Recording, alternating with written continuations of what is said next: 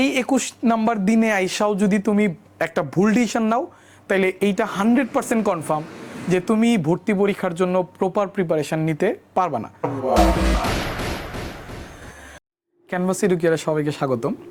তো তোমাদের এইচএসসি পরীক্ষা শেষ হয়েছে, এখন তোমরা আসলে ভর্তি পরীক্ষার জন্য প্রিপারেশন নিবা।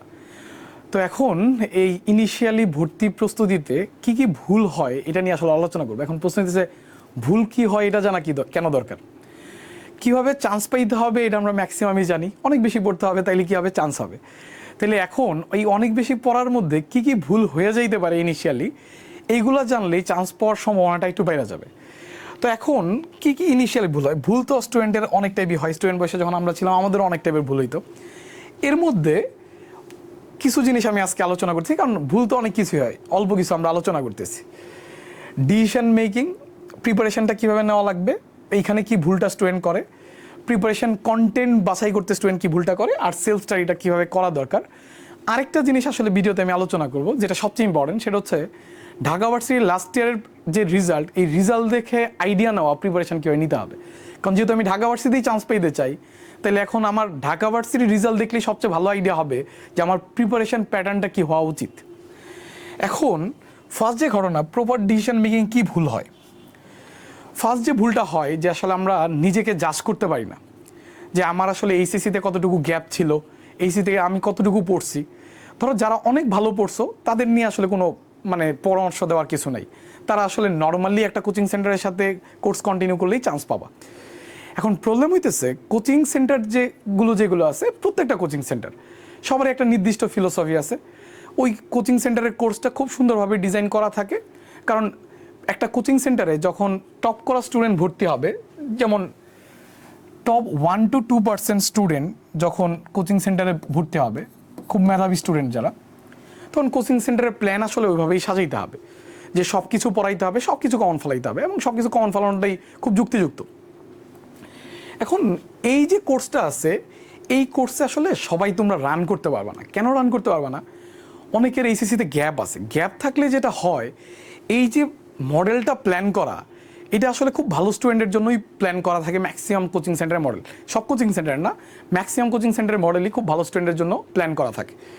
তো এখন তুমি তো ইনিশিয়ালি বুঝতে পারবে না যে তোমার এইচএসসিতে আসলে কী পরিমাণ ঘাটতি আছে। যদি এটা বুঝতে পারো, তার মানে তুমি খুব স্মার্ট স্টুডেন্ট এবং তুমি আসলে ভর্তি পরীক্ষায় ভালোই করবা। তোমার ইন্টারমিডিয়েটে গ্যাপ থাকলে তুমি ভালো করবা, কারণ তোমার ডিসিশন নেওয়ার ক্যাপাবিলিটি অনেক ভালো। তোমার যে গ্যাপ আছে এটা তুমি শুরুতে নিজেই বুঝছো। এখন অনেকে আবার আমরা এতটুকু স্মার্ট হইতে পারি না।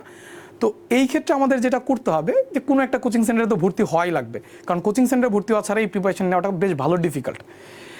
এখন কোচিং সেন্টারে যখন ভর্তি হবা, তুমি ধরো কোনো একটা কোচিং সেন্টারে ইনিশিয়ালি ভর্তি হয়েছো, ওই কোচিং সেন্টারের সাথে তুমি আসলে তোমার জার্নিটা শুরু করবা। ধরো ডে 1 কোচিং সেন্টারের সাথে তুমি ক্লাস টাস করবা, পরীক্ষা টরীক্ষা রেগুলার দিবা। এই হচ্ছে ডে 7, যখন তোমার একটা উইক শেষ হবে তখন একটা উইকলি এক্সাম হবে, বা তুমি যা পড়ছো তার উপর পরীক্ষা টরীক্ষা হইতে থাকবে কোচিং সেন্টারে। তো এই সময় যে তুমি মোটামুটি বুঝবা, যাদের প্রিপারেশান ভালো দেখবা, যারা এই টপ 1 to 2% স্টুডেন্ট, তারা খুব ইজিলি এই উইক গো করতে পারবা। দেখবা খুবই স্মুথ মনে হইতেছে, সব কিছু পারতেছো, সব কিছু আনসার করতে পারতেছো। ডে 14 এই ক্ষেত্রেও যে তোমরা এক্সাম দিবা, এই পর্যন্ত যাইতে যাইতে তোমার আসলে একটা প্রপার ডিসিশন মেক করার টাইম হয়ে যাবে।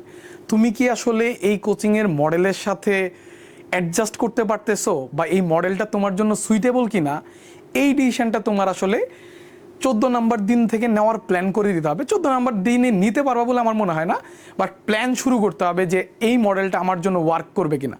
কারণ ভর্তি পরীক্ষার সময় আজকের থেকে যদি আমি চিন্তা করি, তার মানে 4 মাসের একটু পরে আছে ঢাকা ভার্সিটি ভর্তি পরীক্ষার সময়, যেহেতু ডিসেম্বর 12 তারিখ বা এরকম একটা টাইম দেওয়া।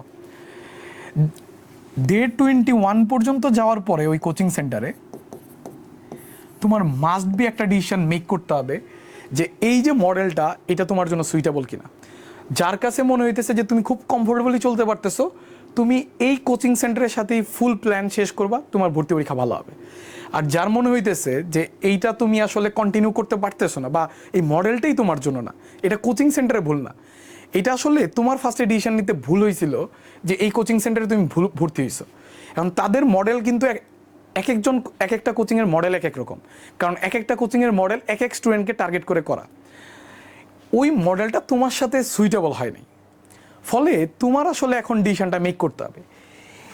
এই সময় এই ম্যাক্সিমাম এই 21 নম্বর দিনে আইসা তুমি যে ডিসিশনটা মেক করতেছো তার উপর ডিপেন্ড করবে তুমি আসলে প্রপার ডিসিশনটা মানে প্রপার প্রিপারেশন ভর্তি পরীক্ষার জন্য নিতে পারবা কিনা।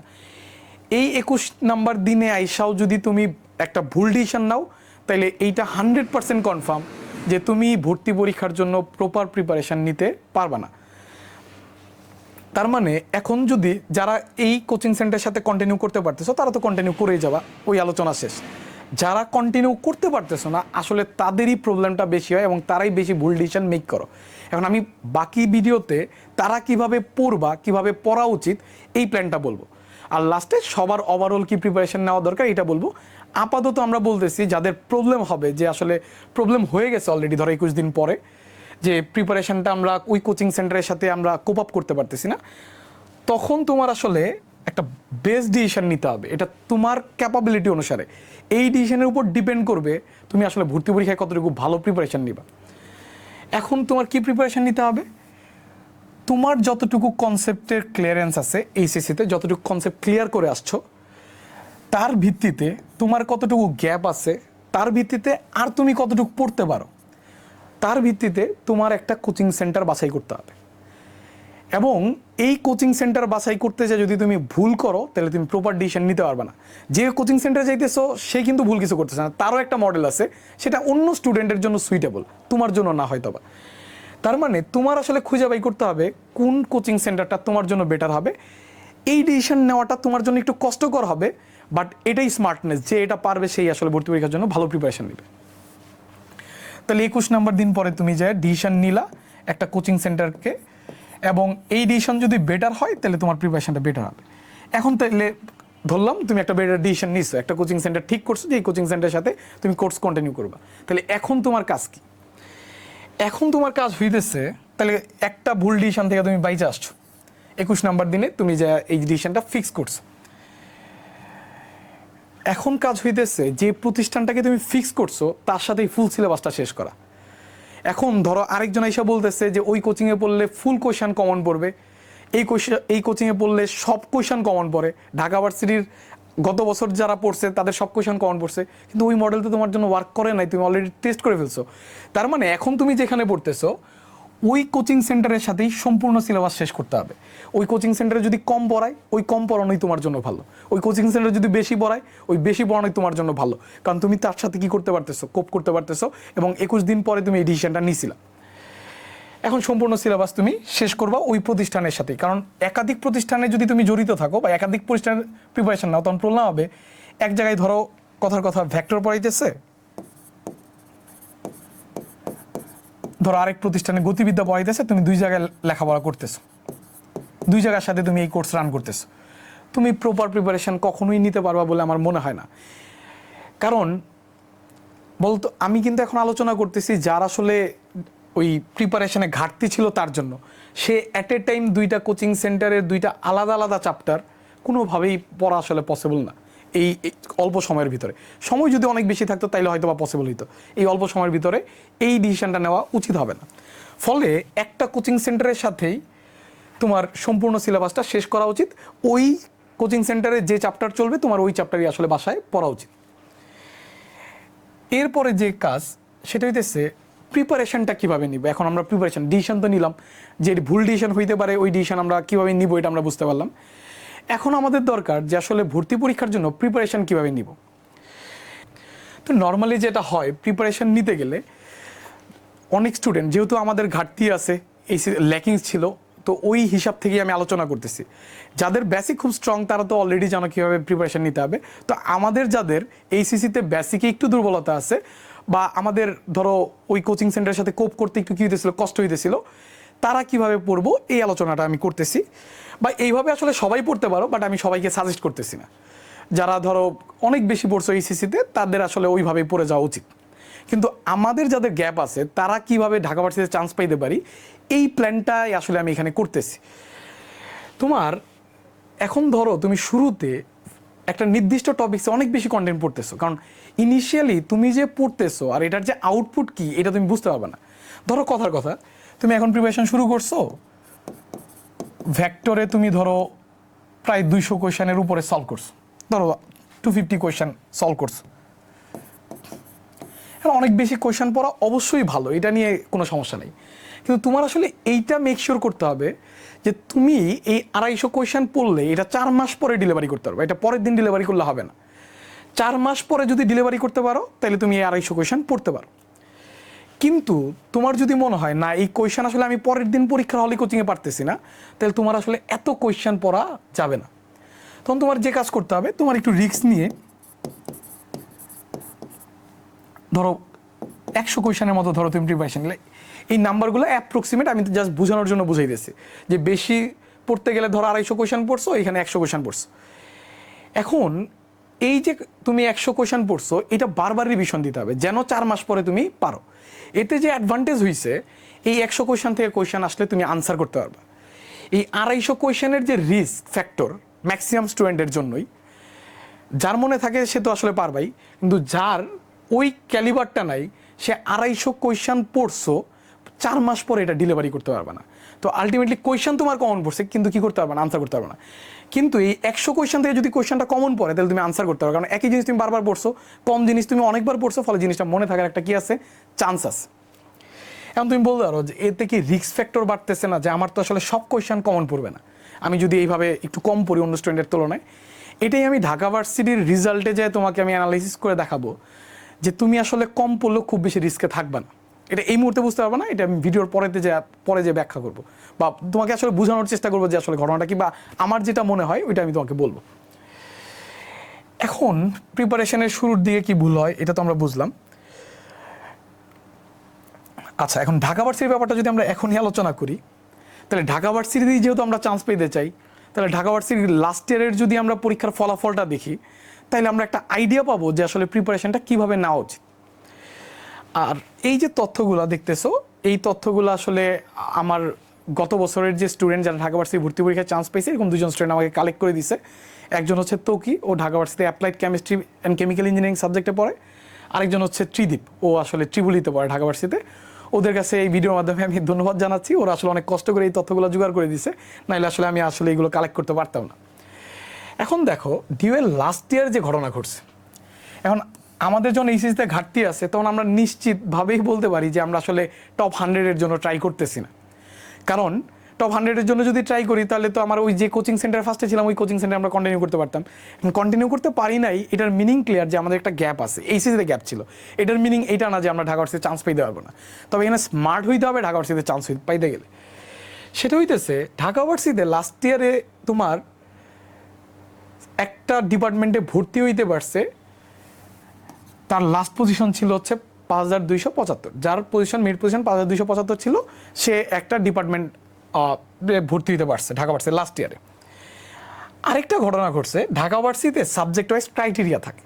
যেমন নিউক্লিয়ার ইঞ্জিনিয়ারিংয়ে যদি ভর্তি হইতে হয়, সেই ক্ষেত্রে ফিজিক্সে 13 আর ম্যাথে 13 নাম্বারের দরকার পড়ে। তো এই ক্রাইটেরিয়া অনেক স্টুডেন্ট ফিল আপ করতে পারেনি। ধরো ওর মেরিট পজিশন 1000-এর ভিতরে, কিন্তু ফিজিক্সে 13 পাইছে, বাট ম্যাথে কি পায়নি, 13 পায়নি, বা ম্যাথে 13 পাইছে, ফিজিক্সে কি পায়নি, 13 পায়নি। সে আসলে নিউক্লিয়ার ইঞ্জিনিয়ারিংয়ে ভর্তি হওয়ার সুযোগ পায় না। ফলে এই ক্রাইটেরিয়া ম্যাচ করে ঢাকা ভার্সিটিতে ভর্তি হতে চায়, এরকম স্টুডেন্ট খুঁজতে খুঁজতে এই সাবজেক্ট গেছে 6541 পর্যন্ত। মজার ব্যাপার দেখো, মেরিটে ভর্তি শেষ হয়ে গেছে 5275 পর্যন্ত, কিন্তু নিউক্লিয়ার ইঞ্জিনিয়ারিংয়ে যার মেরিট পজিশন 6541তম, সেও ভর্তি দিতে পারছে। আর ঢাকা ভার্সিটির টপ চয়েস সাবজেক্টের মধ্যে একটা হচ্ছে সিএসসি। সিএসসির ক্রাইটেরিয়া ছিল পদার্থবিজ্ঞানে 15, গণিতে 15। এখন এই ক্রাইটেরিয়াও ফিল আপ করতে পারে না স্টুডেন্ট। এই ক্রাইটেরিয়া ফিল আপ করে ওদের সিট ফিল আপ করতে করতে লাস্ট মেরিট পজিশন গেছে 5738। তার মানে যে 5738তম হয়েছে, সে ঢাকা ভার্সিটি সিএসসিতে পড়ার সুযোগ পাইছে। তাহলে এখন আমাদের বোঝা উচিত ঢাকা ভার্সিটিতে এত পজিশনের জন্য ভর্তি পরীক্ষায় কত নাম্বার পাওয়া লাগে, আর যারা প্রথম দিকে থাকে তারা কত নাম্বার পায়। তাইলে আমরা বুঝতে পারবো যে কার প্রিপারেশন কীভাবে নেওয়া উচিত। যাদের আমাদের গ্যাপ আছে, তাদের প্রিপারেশনটা কীভাবে নিতে হবে, এটা তাহলে খুব ইজিলি বুঝতে পারবে এবং কনফিডেন্টলি প্রিপারেশন নিতে পারবে। নাহলে তো দেখা যাবে যে কিছু কম যদি পড়ো, তাহলে তোমার মনের মধ্যে একটা ভয় থাকবে যে আমি কম পড়তেছি, আরেকজনের তুলনায় আসলে চান্স হবে কিনা। তুমি এখানে একটু লক্ষ্য করো, এইখানে যত স্টুডেন্টের মেরিট লিস্ট দেওয়া আছে এরা লাস্ট ইয়ারে সবাই আমাদের স্টুডেন্ট ছিল, আমাদের কাছে পড়ে এরা চান্স পাইছে। আমি আমাদের সব স্টুডেন্টের নাম্বার লিখি নাই, অল্প কিছু নাম্বার লিখছি যাতে আমি তোমাদেরকে ভর্তি পরীক্ষার নাম্বারটা বুঝাইতে পারি যে আসলে ভেরিয়েশনটা কীভাবে হয়। যে 28তম হয়েছে ভর্তি পরীক্ষায়, ঢাকা ভার্সিটির ভর্তি পরীক্ষায়, সে ঢাকা ভার্সিটির রিটেন এক্সামে পাইছে 80.75। ঢাকা ভার্সিটির পরীক্ষার মার্কিংটা হয় এইভাবে, পরীক্ষার যে এক্সাম, এই এক্সামটা হইতেছে MCQ 60 নাম্বার, রিটেন 40 নাম্বার। এই 100 নাম্বারের ভর্তি পরীক্ষায় তোমার অংশগ্রহণ করা লাগবে। আর তোমার SSC HSC-র যে জিপিএ আছে এইখানে 20 নাম্বার, দুইটাই প্লাস থাকলেই এখানে 20 নাম্বার থাকে। আচ্ছা, তো এখন এখানে আমি আসলে এক্সাম স্কোরটা দেখাইছি কারণ আসলে আমরা তো ভর্তি পরীক্ষায় এই এক্সাম স্কোরটাই আসলে মেজর ফ্যাক্ট, যে আসলে এই নাম্বারের জন্যই তো আমরা আসলে ট্রাইটা করব, এই 100 নাম্বারের পরীক্ষাটাই আমরা আসলে দিব। এখন আমরা লক্ষ্য করি যে মেরিট পজিশন ওয়াইজ নাম্বারটা কেমন দরকার পড়ছে। যে 80.75 পাইছে তার মেরিট পজিশন ছিল 28, তাহলে সে টপ 100-এ ছিল, তার প্রিপারেশন খুবই ভালো, সে বুয়েটাও চান্স পাইছে, সে মেডিকেলও চান্স পাইছে। আচ্ছা, এখন এখানে যার নাম্বার 70.25 তার মেরিট পজিশন হচ্ছে 227। তুমি একটা জিনিস লক্ষ্য করো, মেরিট পজিশনের পার্থক্য হচ্ছে 199, তাদের মার্কসের পার্থক্য 10.5। তাহলে দেখো শুরুর দিকে 10 নাম্বারের জন্য মাত্র কত ডিফারেন্স হয়েছে, 199। আচ্ছা, এখন এই 70 থেকে দেখো 60.5, আরও 10 নাম্বারের গ্যাপ। এখন দেখো মেরিট পজিশনের গ্যাপ কত হয়েছে, 227 থেকে 1006, অলমোস্ট একজ্যাক্ট আমরা হিসাব না করি অ্যাপ্রক্সিমেটে যাইতেছি 775-এর মতো। তাহলে দেখো শুরুর দিকে 10 নাম্বারের জন্য মেরিট পজিশনের গ্যাপ হয়েছে কত, 200, আর এইখান থেকে 10 নাম্বারের জন্য গ্যাপ হয়েছে কত, 775। এখন দেখো তো নাম্বার কত পাইছে, 60.5, তার মেরিট পজিশন কত, 1006। এই ভাইয়া সফটওয়্যার ইঞ্জিনিয়ারিংয়ে ভর্তি, আইআইটি বলে মোস্ট প্রবাবলি ঢাকা ভার্সিটিতে এই ডিপার্টমেন্টটাকে, institute of information technology most probably, যদি আমি একজ্যাক্ট জানি না।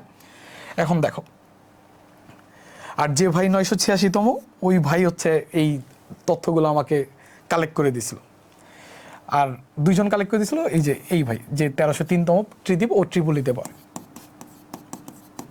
আচ্ছা, এখন লক্ষ্য করো 1000-এর দিকে পাওয়ার জন্য কত দরকার ছিল, 60.5। যে 2000-এর দিকে আছে এই আপু ত্রিপুলিতে পড়ে,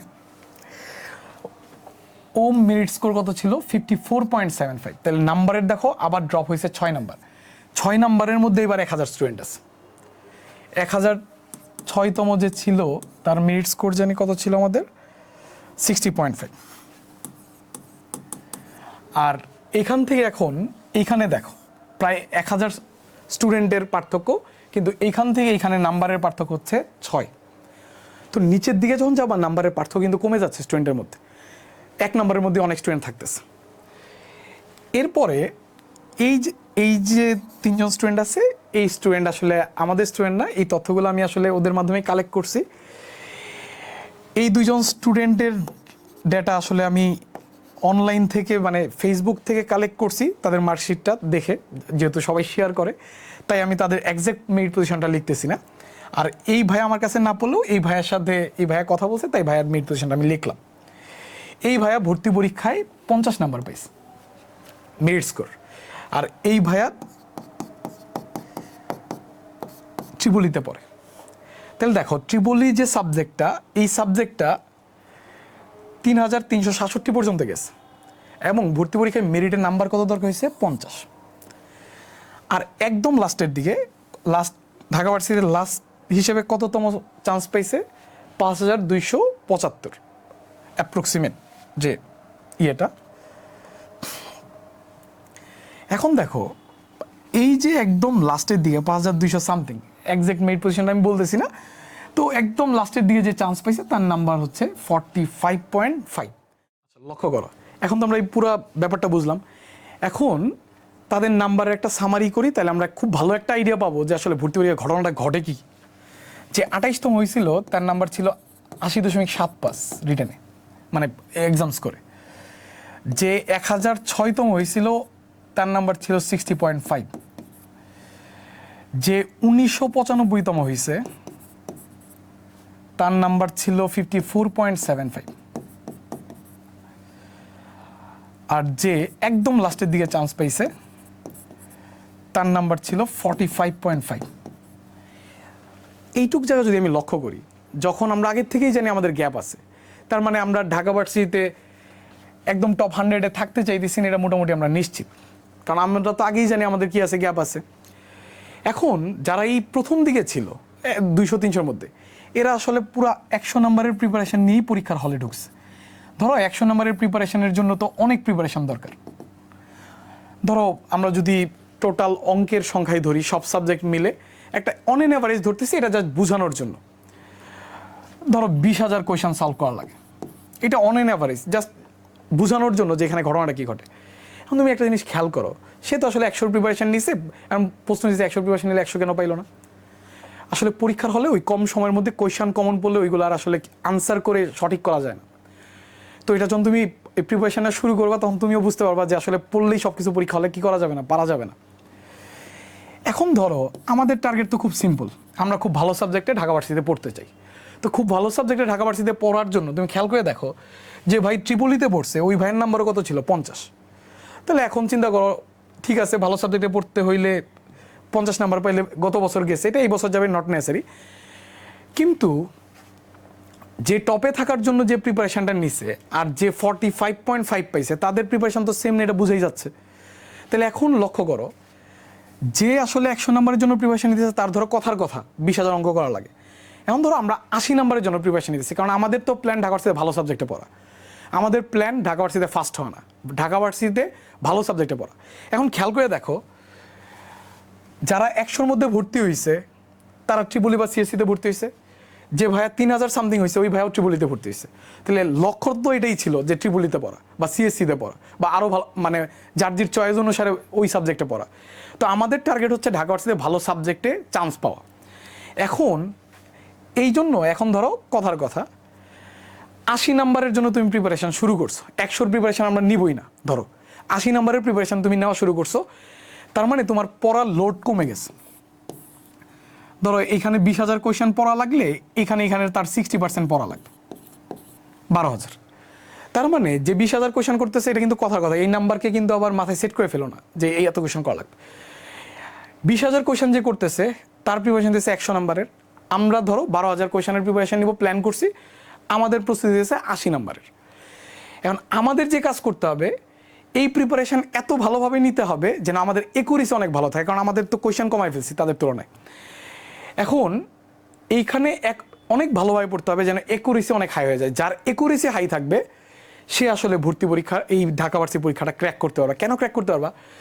80টা কোয়েশন কমন পড়ছে বা 80 নম্বরের কোয়েশন তোমার কমন পড়ছে, তুমি যদি 80% ডেলিভারি করতে পারো, ধরো তুমি যা পড়ছো, ধরো 80 কমন পড়ছে, তার 80% ডেলিভারি করতে পারো, তাইলে তুমি 64 নাম্বার পাবা।